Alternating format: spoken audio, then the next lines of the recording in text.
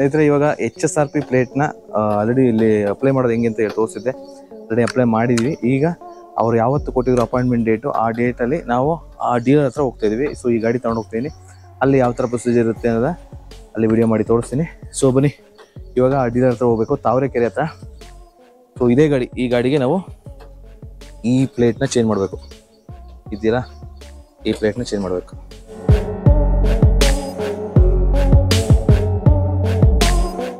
Okay friends, finally HSRP plate ಸಿಕ್ತು. ಇಲ್ಲಿ ನನಗೆ ತಾವರೆಕೆರೆನಲ್ಲಿ ಡೀಲರ್ ಪಾಯಿಂಟ್ ಕೊಟ್ಟಿದ್ರು. ಸೊ ಇಲ್ಲಿಗೆ ಬಂದಿದ್ದೆ ನೋಡಿ, Deepti Honda showroom. So Deepti Honda ಶೋರೂಮ್ಗೆ ಬಂದು ನಾನು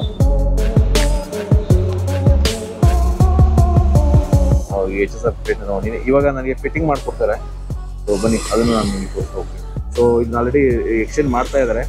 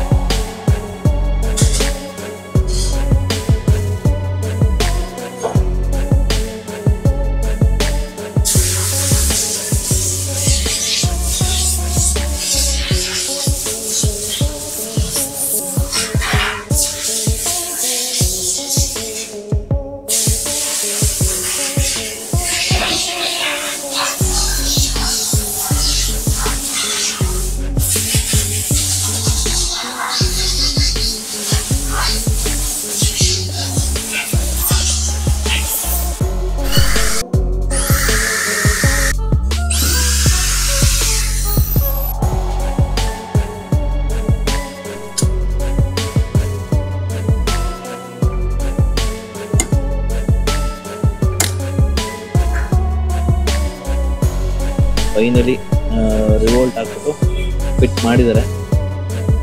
ಸೊ ಇದು ನೋಡ್ತಾ ಇದ್ದಾರೆ, ಇದು ನಂಬರು ಮತ್ತು IND ನಂಬರ್ ಕಾಣುತ್ತೆ. ಸೊ ಅದನ್ನು ತೋರಿಸೋದಿಲ್ಲ ಆ್ಯಕ್ಚುಲಿ, ಸ್ವಲ್ಪ ಬ್ಲರ್ ಮಾಡಿದ್ದೀನಿ. ದೀಪ್ತಿ ಹೋಂಡಾ ತಾವರೆಕೆರೆಯಲ್ಲಿರೋ ದೀಪ್ತಿ ಹೋಂಡಾ ನಾನು ಡೀಲರ್ನ ಸೆಲೆಕ್ಟ್ ಮಾಡಿದ್ದೆ. ಸೊ ಅಲ್ಲಿಗೆ ಬಂದು ಹಾಕ್ಸ್ಕೊಂಡಿದ್ದೀನಿ. ಸೊ ಬನ್ನಿ, ಈಗ ದಿನಕ್ಕೆ ಎಷ್ಟು ಅವ್ರು ಹಾಕ್ತಾರೆ ಮತ್ತೆ ಎಷ್ಟು ಕಸ್ಟಮರ್ಸ್ ಬರ್ತಾ ಇರ್ತಾರೆ ಅದ್ರ ಬಗ್ಗೆ ಏನಾದರೂ ಇನ್ಫಾರ್ಮೇಶನ್ ಇದ್ರೆ ಹೇಳ್ತಾರೆ. ಸರ್ ನಮಸ್ತೆ. ನಮಸ್ತೆ ಸರ್, ರಾಘವೇಂದ್ರ ಅಂತ, ದೀಪ್ತಿ ಹೋಂಡಾಯಿಂದ. ಅದೇ ಇವಾಗ ಡೈಲಿ ಒಂದು 10-20 ನಂಬರ್ ಪ್ಲೇಟ್ನ ನಾವು ಫಿಕ್ಸ್ ಮಾಡ್ತಾನೆ ಇರ್ತೀವಿ. ಅದು ಆನ್ಲೈನಿಂದ ಒಂದು ವೆಬ್ಸೈಟ್ ಕೊಟ್ಟಿರುತ್ತೆ ಗೌರ್ಮೆಂಟಿಂದ. ಅದರಲ್ಲಿ ನಾವು ಡೀಲರ್ನ ಸೆಲೆಕ್ಟ್ ಮಾಡಿಕೊಂಡು ಅದರಿಂದ ಇಲ್ಲಿ ಬರುತ್ತೆ, ನಿಮ್ಮ ಅಪಾಯಿಂಟ್ಮೆಂಟ್ ಡೇಟ್ ಯಾವ್ದು ಇರುತ್ತಲ್ಲ ಆ ಟೈಮ್ಗೆ ಬಂದು ಇಲ್ಲಿ ನಮ್ಮ ಇದರಲ್ಲಿ ಇರುತ್ತೆ. ಆಮೇಲೆ ನಾವು ಫೋನ್ ಮಾಡಿ ನಿಮಗೆ ಇನ್ಫಾರ್ಮ್ ಮಾಡ್ತೀವಿ. ಆಮೇಲೆ ಬಂದ್ಬಿಟ್ಟು ನೀವು ಇನ್ಫಾರ್ಮ್ ಮಾಡಲಿಲ್ಲ ಅಂದ್ರೂ ನಾವು ಫೋನ್ ಮಾಡ್ಕೊಂಡು ಕೇಳ್ಕೊಳ್ಳೋದು ಒಳ್ಳೇದು ಆ ಡೇಟಿನ ದಿನ. ಹಾಗೆ ಯೂಶಲಿ ನಾನೇನ್ ಮಾಡಿದೆ ಅಂದ್ರೆ, ಇವತ್ತು ಡೇಟ್ ಇತ್ತಲ್ಲ, ಬರ್ತಾ ಇದ್ದೆ, ಬರುವಾಗ ಒಂದ್ಸಲ ಫೋನ್ ಮಾಡಿದೆ.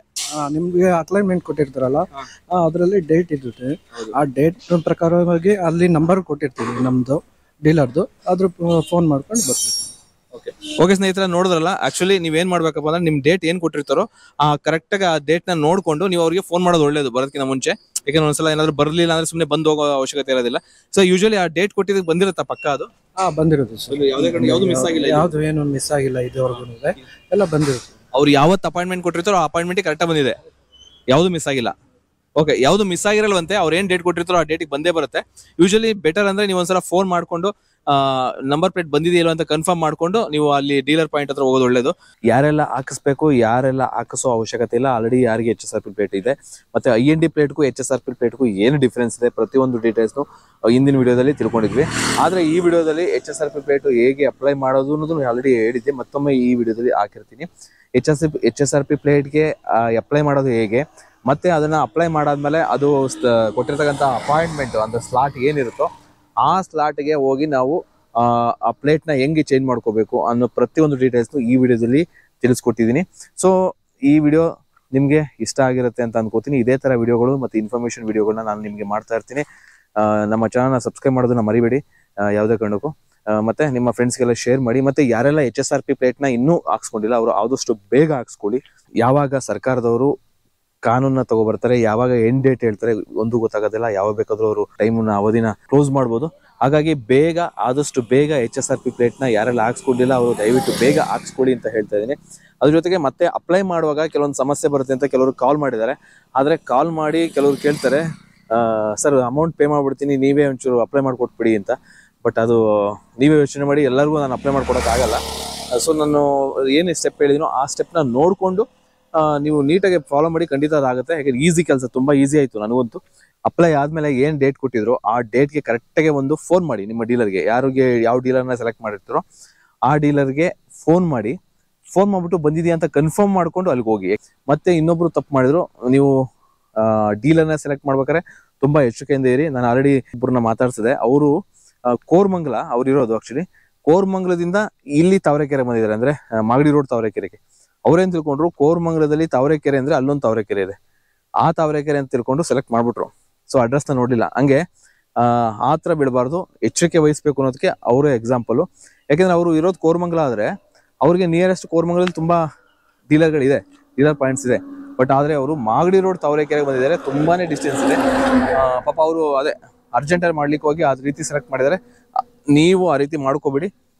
ನಿಮ್ಮ ನಿಯರೆಸ್ಟ್ ಡೀಲರ್ ಯಾರಿರ್ತಾರೋ, ನಿಮ್ಮ ನಿಯರೆಸ್ಟ್ ಡೀಲರ್ ಯಾರಿರ್ತಾರೋ ಅದನ್ನ ನೋಡ್ಕೊಂಡು ಸೆಲೆಕ್ಟ್ ಮಾಡಿ ಅಂತ ಹೇಳ್ತಾ ಈ ವಿಡಿಯೋ ಇಲ್ಲಿಗೆ ಮುಗಿಸ್ತಾ ಇದ್ದೀನಿ. ಮೊದಲು ಇವಾಗ ಗೂಗಲ್ ಕ್ರೋಮ್ಗೆ ಹೋಗಿ SIAM ಅಂತ ಒಂದು ಟೈಪ್ ಮಾಡಿದ್ರೆ ನಿಮಗೆ ಈ ಥರ ಒಂದು ಇಂಟರ್ಫೇಸ್ ಬರುತ್ತೆ. ಇಲ್ಲಿ HSRP ರಿಜಿಸ್ಟ್ರೇಷನ್ ಅಂತ ನೀವೇನು ನೋಡ್ತಾ ಇದ್ದೀರೋ ಇದ್ರನ್ನ ನೀವು ಕ್ಲಿಕ್ ಮಾಡಬೇಕಾಗತ್ತೆ.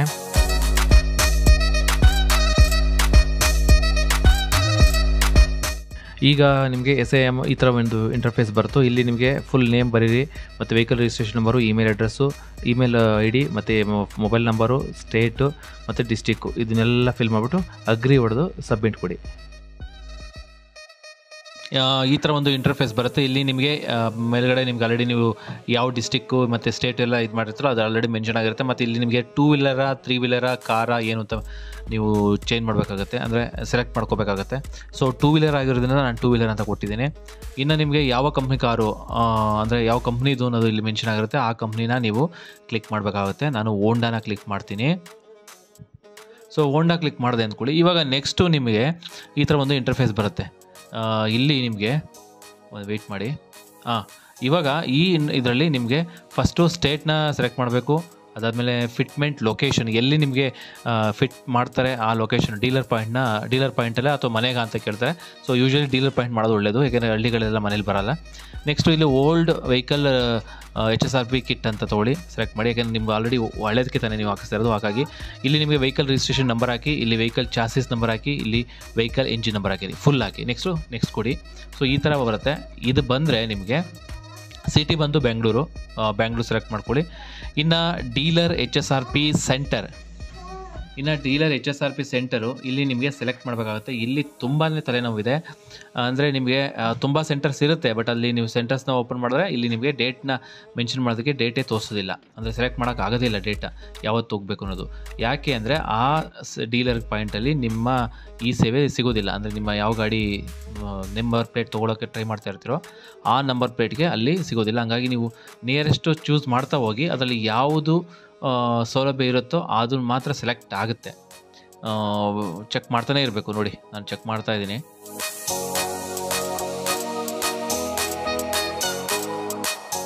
ಸೊ ಯಾವುದ್ರಲ್ಲೂ ಬರ್ತಿಲ್ಲ, ಎಲ್ಲ ಬ್ಲ್ಯಾಂಕಾಗೆ ಬರ್ತಾ ಇದೆ.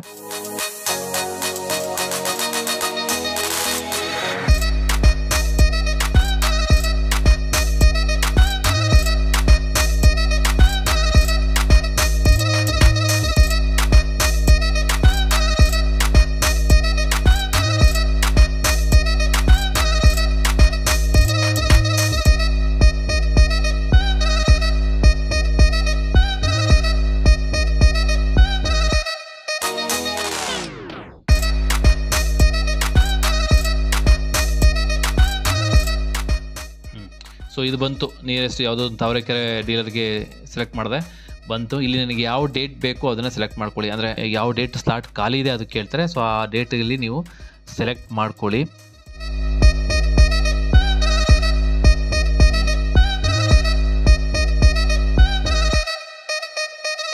ಸೊ ನಾನೊಂದು ಡೇಟ್ನ ಸೆಲೆಕ್ಟ್ ಮಾಡ್ತಾ ಇದ್ದೀನಿ. ಸೊ ಇವಾಗ ನೆಕ್ಸ್ಟು ನಿಮಗೆ ಚೂಸ್ ಅಪಾಯಿಂಟ್ಮೆಂಟ್ ಸ್ಲಾಟ್, ಅಂದರೆ ಯಾವ ಟೈಮಲ್ಲಿ ಬೇಕು ಅದನ್ನು ನೀವು ಸೆಲೆಕ್ಟ್ ಮಾಡ್ಕೊಳ್ಳಿ ಟೈಮ್ನ. ಸೊ ನೆಕ್ಸ್ಟ್ ಕೊಡಿ.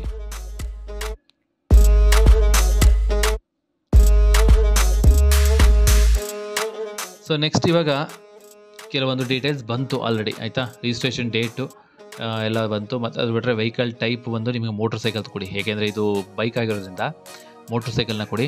ಇನ್ನು ನಿಮಗೆ ಇಲ್ಲಿ ಎಂಜಿನ್ ಟೈಪು ಅದೆಲ್ಲ ಮಾಮೂಲಿ. ಇಲ್ಲೊಂದು ಕರ್ನಾಟಕ ಅಂತ ಕೊಡಿ, ಬಿಲ್ಲಿಂಗ್ ಸ್ಟೇಟ್ ಮಾತ್ರ ಕರ್ನಾಟಕ ಕೊಡಿ, ಮತ್ತು ನೇಮ್ ಹಾಕಿ, ಓನರ್ ನೇಮ್.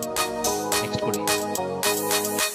ನೆಕ್ಸ್ಟ್ ಈ ಥರ ಬಂತು, ಇದು ಫೈನಲ್ಲು. ಇಲ್ಲಿ ಅಡ್ರೆಸ್ನ ಮೆನ್ಷನ್ ಮಾಡಿ, ಬಿಲ್ಲಿಂಗ್ ಅಡ್ರೆಸ್ಸು, ಮನೆ ನಂಬರು, ಕ್ರಾಸು, ಯಾವ ರೋಡು ಮತ್ತು ಯಾವ ಪೋಸ್ಟು, ಸಿಟಿ ಯಾವುದು, ಇದನ್ನು ಮೆನ್ಷನ್ ಮಾಡಿ.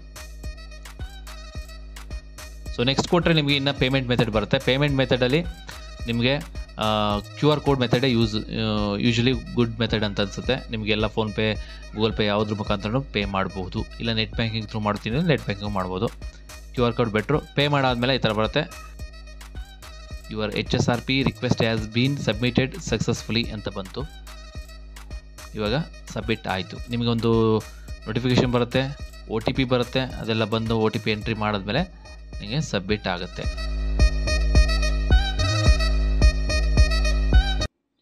ಓಕೆ, ನೋಡಿದ್ರಲ್ಲ ಹೇಗೆ ಅಪ್ಲೈ ಮಾಡೋದು ಅಂತ ಸಿಂಪಲ್ ಪ್ರೊಸೀಜರು. ಆರಾಮ್ಸೆ ಅಪ್ಲೈ ಮಾಡ್ಕೊಳ್ಳಿ.